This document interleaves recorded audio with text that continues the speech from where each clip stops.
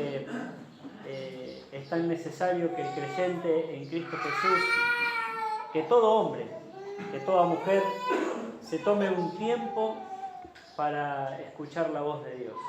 Más allá del orador, quien sea quien le toque, de poder escuchar la voz de Dios. Y le puse un título al mensaje. No soy de ponerle títulos a los mensajes, pero créanme que no es un chiste. El mensaje de hoy es "Hay luz". Y ayer a ustedes le cortaron la luz. Por eso no es un chiste, ¿no? Yo estaba en Baigorre, no sabía qué pasaba en San Justo. Pero qué tema que cuando te cortan la luz, ¿eh? Nosotros somos animales de costumbre, ¿eh? Nos acostumbramos rápido a las cosas. Y si son buenas, mejor. Y no le damos importancia, está la luz prendida, parece que todo es natural. Pero cuando se corta, ya empiezan las complicaciones. Y vos sabés que el tema de la luz, el tema de las tinieblas, de las oscuridades, son menciones y características bíblicas muy fuertes. La luz en la Biblia es sinónimo de vida. La oscuridad en la Biblia es sinónimo de muerte. Y la Biblia, la palabra de Dios, habla del Dios creador de los cielos y la tierra, de ese Dios que se manifestó a lo largo de la historia de la humanidad a través de un pueblo. Tomó a un hombre llamado Abraham, le dijo: bueno, Abraham, andate de tu familia, de toda la parentela, porque yo quiero hacer con vos algo grande. Yo voy a hacer de tu persona una nación. Mirá las estrellas. ¿Las podés contar? No. Bueno, así va a ser tu descendencia. Desde ahí se forma el pueblo de Israel. De ese pueblo de Israel hay historias apasionantes en la Biblia, y ese Dios manifestándose siempre, manifestando su amor a través de ese pueblo. Ese pueblo de Israel, en circunstancias que todos nosotros conocemos, lo que tenemos más de 40 años, sabemos lo que significa estar en crisis económica. Hoy, cuando hablamos con algunos jóvenes y el cambio de gobierno y la economía y la falta de trabajo, tendrían que haber vivido, ¿no?, lo que fueron los tiempos de Alfonsín, de la Rúa, y todo lo que eso significó. Y cuando millones de personas quedaban sin trabajo y vos ibas al supermercado a comprar, no sé, 1 kilo de azúcar a la mañana, valía 10 pesos, a las 5 de la tarde 15 y al otro día valía 20. Lo que fue la hiperinflación, y estaba todo disparado. Y el pueblo de Israel comenzó a pasar una gran necesidad, y Dios estaba preparando los caminos.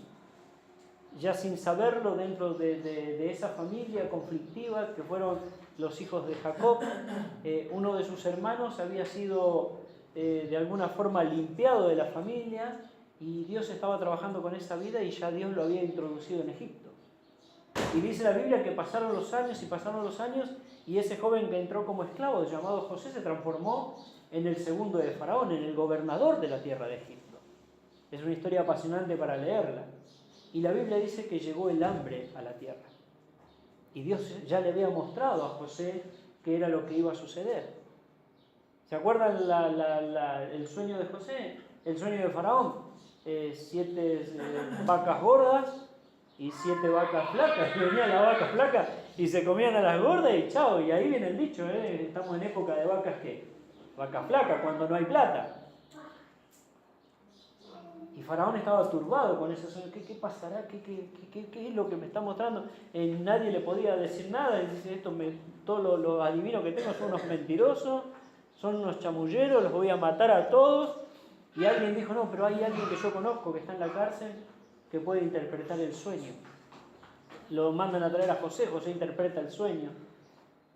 En la época de vacas gordas, José, ¿qué hace? Comienza a amontonar en graneros todos los granos, a cobrar un impuesto para Faraón. Comienzan a construir ciudades para guardar los granos, porque José decía: van a venir la época de vacas flacas y tenemos que estar preparados. Faraón y su familia no pueden sufrir la necesidad que va a haber en la tierra. Y cuando llega la época de las vacas flacas, afectó a todos, y entre ellos a los israelitas. Jacob le dice a sus hijos, bueno, yo escuché que en Egipto están vendiendo trigo, vayan y compren, porque si no vamos a morir. Y allí comienza una historia de un pueblo que se encuentra con sus hermanos, una familia que se mudan todos a vivir a Egipto, y comenzó una convivencia entre los egipcios y los israelitas, porque este faraón era muy querido de José, lo trataba como su hijo, era de mucha confianza, pero pasan los años, muere José, mueren todos los que entraron a Egipto, 70 personas aproximadamente, muere el faraón, y aparece en escena otro faraón que no quería saber nada con los egipcios, con los israelitas. Y ya para esa época eran más de casi 1 millón de personas. Y dijeron, estos israelitas un día se van a dar vuelta y nos van a gobernar el país. Entonces pongamos sobre ellos una pesada carga. Y allí comenzó otra historia para el pueblo de Israel. Y en medio de esa historia comenzaron los egipcios a someter y a esclavizar ¿a quiénes? A los judíos, a los israelitas.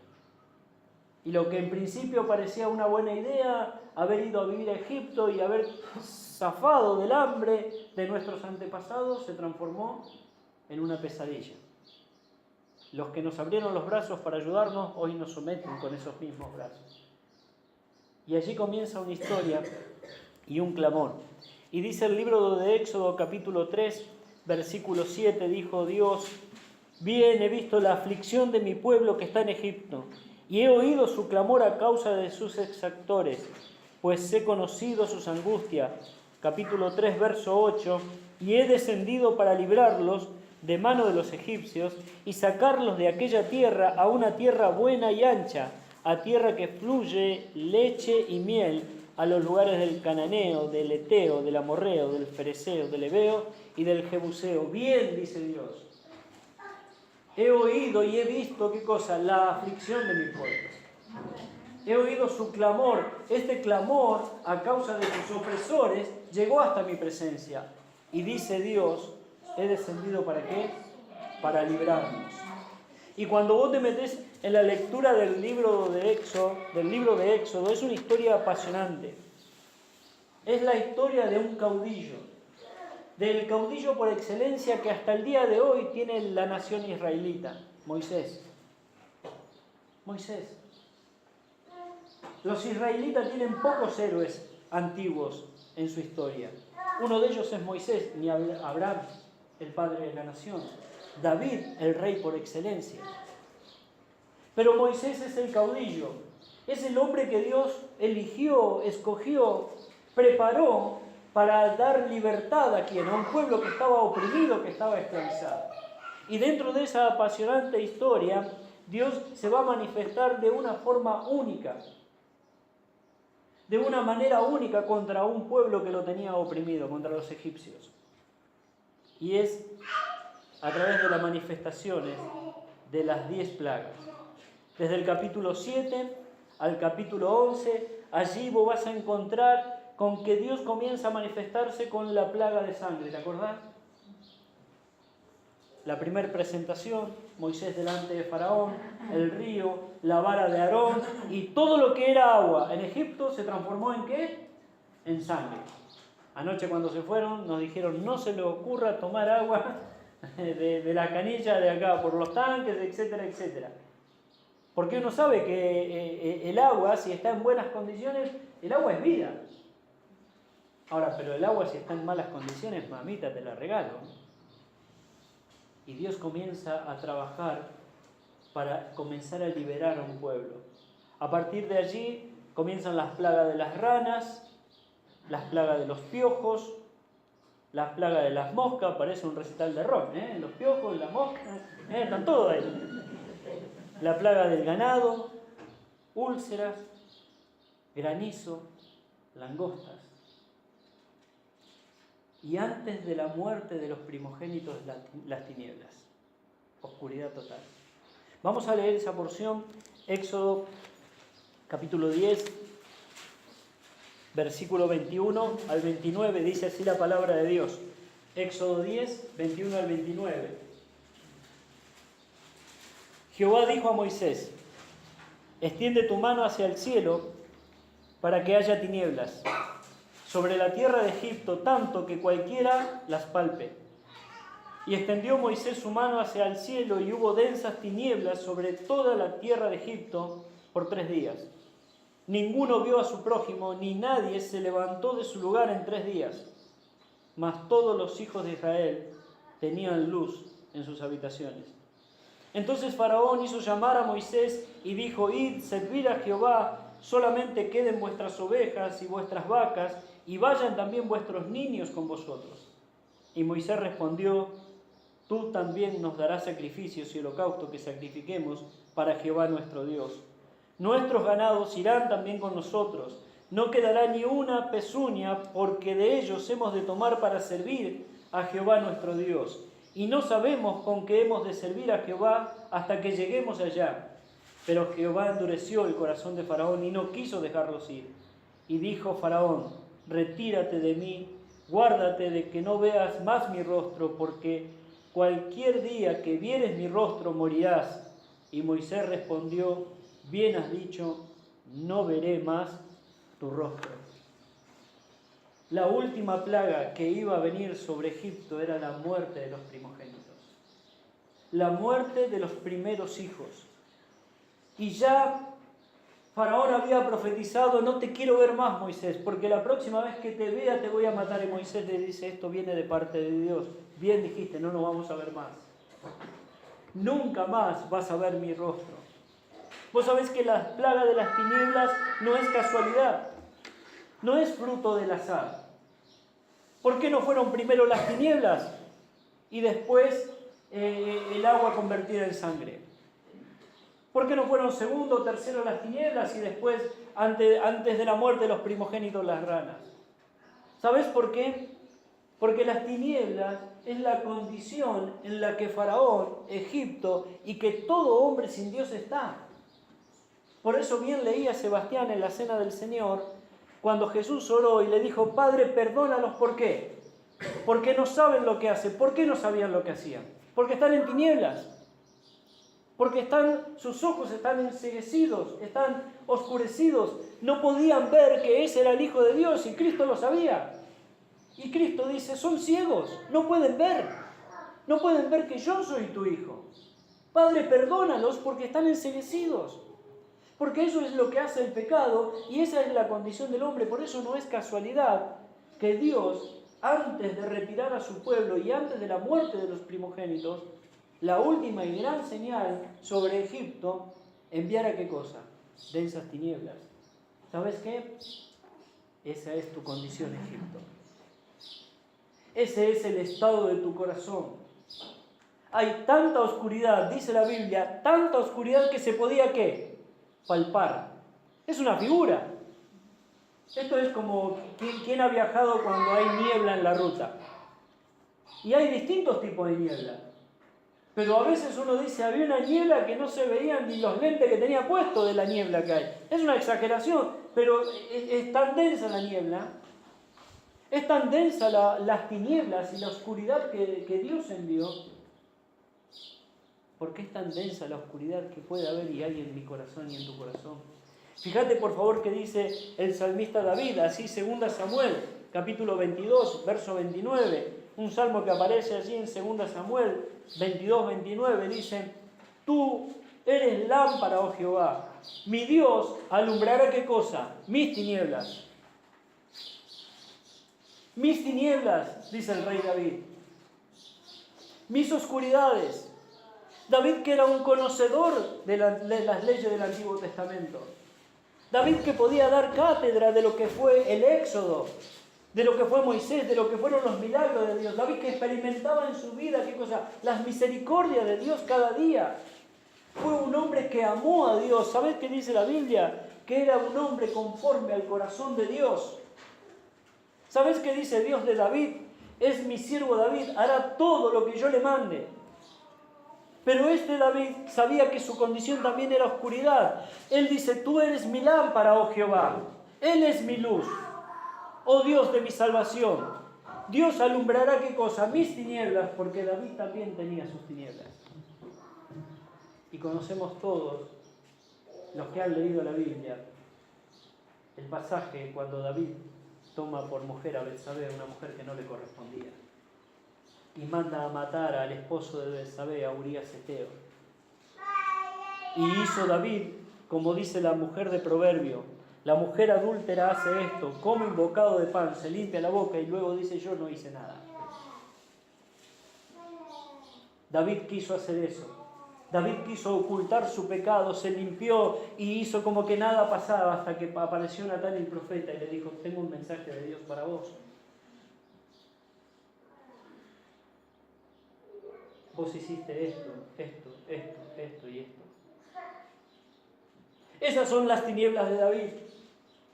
Ese es el lado oscuro que vos y yo tenemos.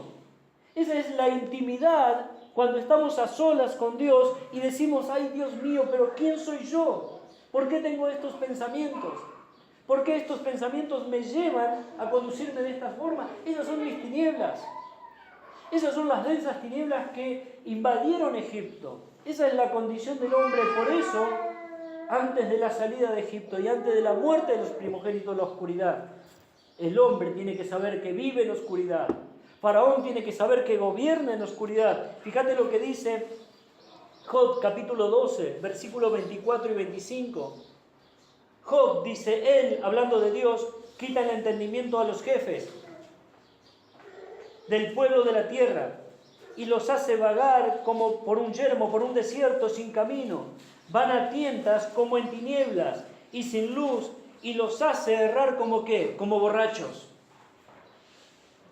Job, un hombre temeroso de Dios y apartado del mal, un hombre que oraba a Dios y entregaba sacrificio a Dios por su vida todos los días y ofrecía sacrificio a Dios por la vida de sus hijos. ¿Sabes qué decía Job? Quizás mis hijos hayan pecado y quiero ofrecer a Dios sacrificio por mis hijos. Este hombre piadoso y temeroso de Dios dice que él quita el entendimiento. Allí lo tenés a Faraón. ¿Qué es lo que está pasando en mi nación? No puedo entender qué es lo que pasa. A ver, estamos de mal en peor. Salimos de la plaga de las ranas y nos vienen los piojos. Y salimos de las plagas de los piojos y se nos llena de moscas el país. ¿Qué es lo que está pasando? ¿Qué es lo que está sucediendo? Y ahora me tienen tinieblas. ¿Sabes por qué? Porque es el soberano. Es el Señor. Dice Nehemías que Él pone reyes y quita reyes. Dice Daniel que Él pone reyes y quita reyes. Los gobiernos de la tierra están por la voluntad soberana de Dios. Macri no gobierna porque el pueblo lo eligió. Porque en definitiva es un hombre y el soberano Dios lo puso para que gobierne. Porque Él pone reyes y quita reyes y Él trastorna a los reyes de la tierra. Y los hace andar a tientas y los hace vagar como por un desierto sin camino. No saben a dónde van, en tinieblas. ¿Sin qué? Sin luz. Si no, decime cómo están los gobiernos. Están sobrepasados de los problemas que hay en la sociedad. No saben qué hacer con las drogas. No saben qué hacer con los adolescentes. No saben qué hacer con las inmoralidades sexuales. No saben qué hacer. ¿Por qué? Porque están en tinieblas y gobiernan en tinieblas. Esa es la condición de la sociedad sin Dios. Si hoy Cristo viniera con el mismo mensaje y el mismo poder, sería muerto de la misma manera, lo rechazaría la gente. ¿Sabes por qué?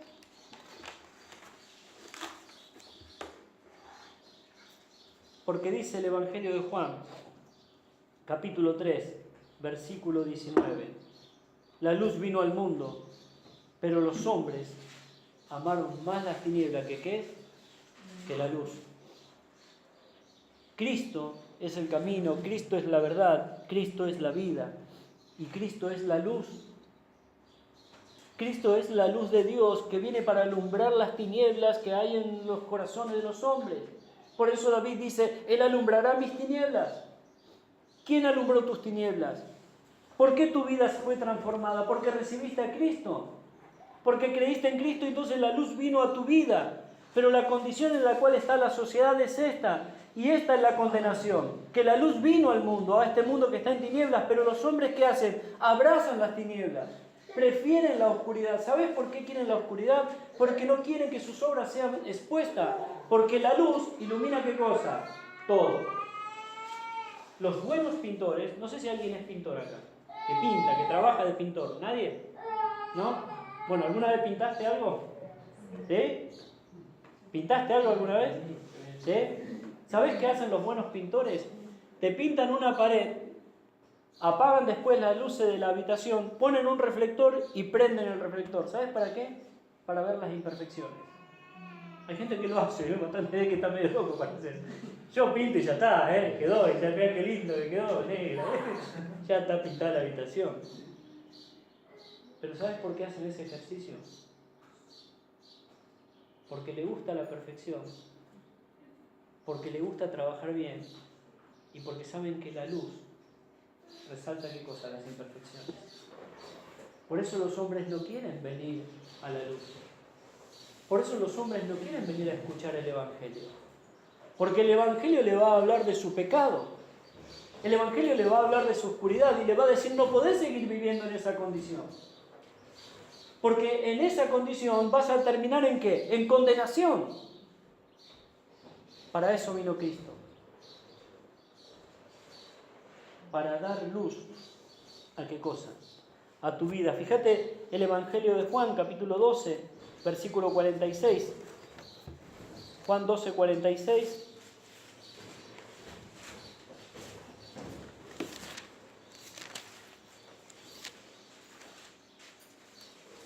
Yo la luz, Jesucristo, he venido al mundo para que todo aquel que cree en mí no permanezca ¿dónde? En tinieblas. No permanezca en tinieblas. ¿Te acordás el pasaje de Éxodo que leímos? Dice que sobre todo Egipto había densas oscuridades a tal punto que las podían palpar. Pero, gracias a Dios que siempre hay un pero, había luz en la casa de todos quienes, los israelitas. Y eso tampoco es casualidad. No es fruto de la casualidad. Que en tu vida y en tu casa haya paz no es fruto de la casualidad, no es porque vos sos bueno. Es por la gracia de Dios. Es la misericordia de Dios que hizo que en la casa de los israelitas hubiera luz. Los egipcios quedaron paralizados. Nadie se animó ni siquiera a prender una vela o a moverse, no se podían mover, no podían verse. Estaban paralizados de miedo. Y fíjate por cuánto, por 3 días. No se cortó la luz por un periodo de tiempo, por algunas horas. Por 3 días. Y no fue un corte de luz y esperemos que salga el sol. Tinieblas cubrieron el país. ¿Sabes? Jesucristo vino al mundo para que no permanezcas en tinieblas. Y el pecado es tiniebla. El pecado es oscuridad. La práctica del pecado es oscuridad. Cristo vino para darte la luz de Dios. Hechos de los Apóstoles, capítulo 26, verso 18.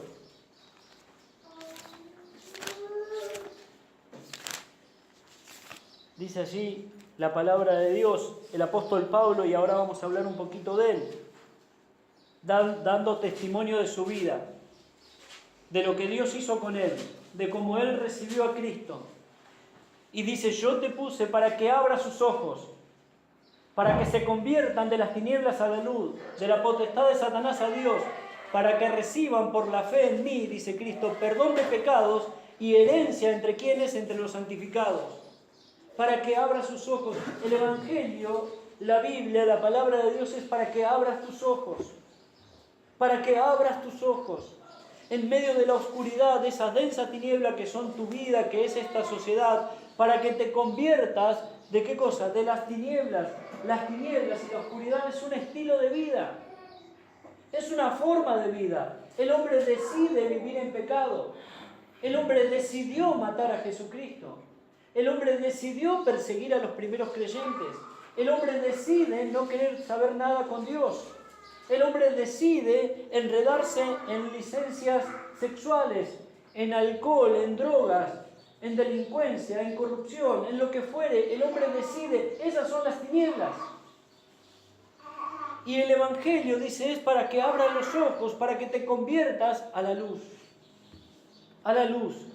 de la potestad de Satanás a Dios, para que recibas perdón de todos tus pecados. Y cuando Dios perdona tu pecado, la luz de Dios viene a tu vida. La luz de Dios viene a tu vida. Vos sabés que este hombre Pablo, cuando él recibe a Cristo, estaba en una etapa de su vida muy particular. Él había tomado la decisión de perseguir a la iglesia, a los cristianos, a los nuevos, esa nueva religión que estaba apareciendo y que era una amenaza para la nación judía. Y él pide cartas a las autoridades y le dieron autoridad y le firmaron y le pusieron sello. Él tenía poder de policía para perseguir y arrestarlos y castigarlos y obligarlos a que dejen de predicar en el nombre de Cristo. Y entonces estaba enceguecido en ese trabajo, estaba pensando en ese trabajo y iba allí caminando y de repente se le aparece una luz del cielo. Y desde esa luz le comienzan a hablar y le dice: Saulo, Saulo, ¿por qué me persigues? Dura cosa te es dar golpes contra el aguijón. Entonces él, cuando cuenta el testimonio, dice: Señor, ¿quién eres? Yo soy Jesús, a quien tú persigues. Y este es el despertador. Yo soy Jesús, a quien tú persigues. Lo cierto es, dice, que él cayó a tierra.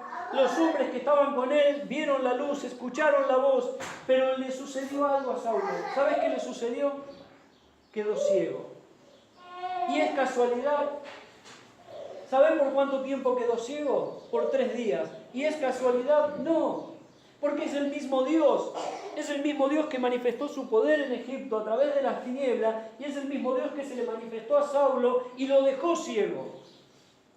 Y dice la Biblia que estuvo sentado en una casa durante 3 días sin comer y sin dormir, orando a Dios. Y un hombre llamado Ananías, que andaba por ahí, que había recibido a Cristo, Dios le dice a Ananías: tengo un trabajo para vos. Sí, Señor, lo que vos digas. ¿Viste Saulo? Ah, Saulo, sí lo conozco. Dice: bueno, él está allá en una casa, hay una calle derecha, sí, anda a buscarlo. Él está orando. Pero Señor, vos sabés que ese es un asesino, está matando a todos los creyentes y me está mandando a la boca del león. Anda, porque este me va a ser un instrumento útil. Y está orando en este momento, está clamando porque está ciego, yo lo dejé ciego. Dice la Biblia que este Saulo, Ananías lo visita a Saulo y le dice: hermano Saulo, el Señor me ha mandado. Y en el momento que Ananías comienza a hablarle, dice la Biblia que de sus ojos cayeron grandes escamas. Recuperó la vista.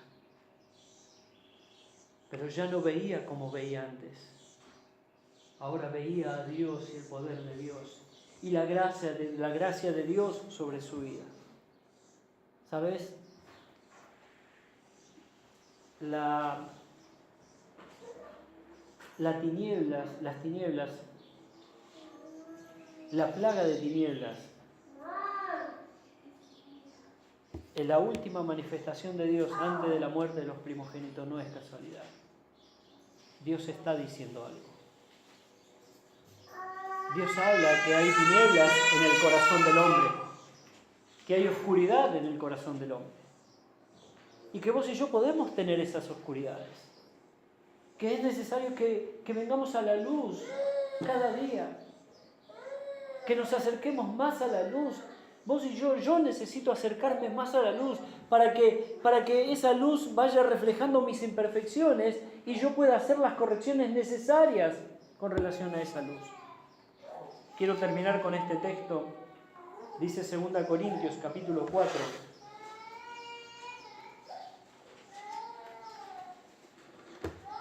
Verso 1 en adelante.